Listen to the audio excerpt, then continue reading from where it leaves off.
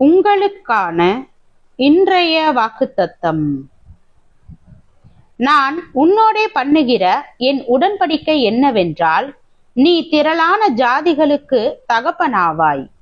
இனி உன் பேர் ஆபிராம் எண்ணப்படாமல், நான் உன்னை திரளான ஜாதிகளுக்கு தகப்பனாக ஏற்படுத்தினபடியால் உன் பேர் ஆபிரகாம் எனப்படும். உன்னை மிகவும் அதிகமாய் பலுக பண்ணி உன்னிலே ஜாதிகளை உண்டாக்குவேன். உன்னிடத்திலிருந்து ராஜாக்கள் தோன்றுவார்கள். உனக்கும் உனக்கு பின்வரும் உன் சந்ததிக்கும் நான் தேவனாயிருக்கும்படி எனக்கும் உனக்கும் உனக்கு பின் தலைமுறை தலைமுறையாக வரும் உன் சந்ததிக்கும் நடுவே என் உடன்படிக்கையை நித்திய உடன்படிக்கையாக ஸ்தாபிப்பேன்.